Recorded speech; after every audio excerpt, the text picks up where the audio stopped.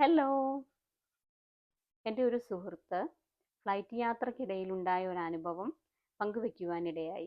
ഒരു 4-5 വയസ്സ് പ്രായം തോന്നുന്ന ഒരു പെൺകുട്ടി ഫ്ലൈറ്റിലൂടെ അങ്ങോട്ടും ഇങ്ങോട്ടും ഒക്കെ നടക്കുന്നുണ്ടായിരുന്നു. ആ കുട്ടിയിലേക്ക് ശ്രദ്ധ ആകർഷിച്ചത്, ആ കുട്ടി സീറ്റിൻ്റെ തൊട്ടു ബാക്കിലായിരുന്നു ഇരുന്നത്.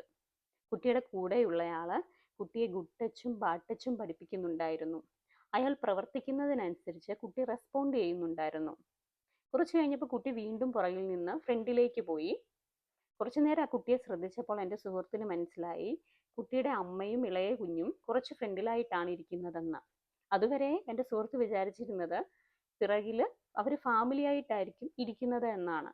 എങ്കിലും കുട്ടിയുടെ അച്ഛനല്ലേ എന്നോർത്ത് ഇദ്ദേഹം ഒന്നും മിണ്ടിയില്ല, എൻ്റെ സുഹൃത്തൊന്നും മിണ്ടിയില്ല. കുറച്ച് കഴിഞ്ഞപ്പോൾ വീണ്ടും ഇത് റിപ്പീറ്റ് ചെയ്യാൻ തുടങ്ങി.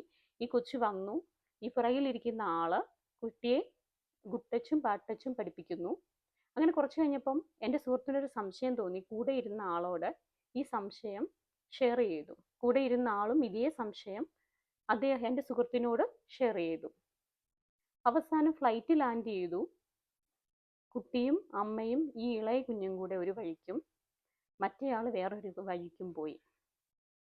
അവർ തമ്മിൽ യാതൊരു ബന്ധവുമില്ലെന്ന് എൻ്റെ സുഹൃത്തിന് മനസ്സിലായി. എന്നിട്ടും എൻ്റെ സുഹൃത്ത് പ്രതികരിച്ചില്ല.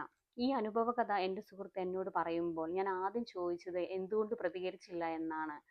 കാരണം ഞാനും 2 വയസ്സുള്ള ഒരു പെൺകുട്ടിയുടെ അമ്മയാണ്. അത് കഴിഞ്ഞ് ഞാൻ ചിന്തിച്ചു, ഞാനായിരുന്നു എൻ്റെ സുഹൃത്തിൻ്റെ സ്ഥാനത്തെങ്കിൽ ഞാൻ പ്രതികരിക്കുമായിരുന്നോ എന്ന്.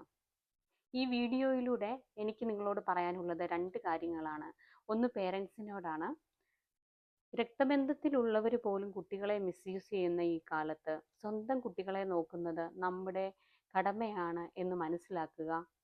പുറമേ ചിരിക്കുന്ന പലരും നല്ലവരല്ല എന്ന് മനസ്സിലാക്കുക. രണ്ടാമത് പറയാനുള്ളത് ഈ സമൂഹത്തോടാണ്. പ്രതികരണശേഷിയുള്ളവരായിരിക്കുക.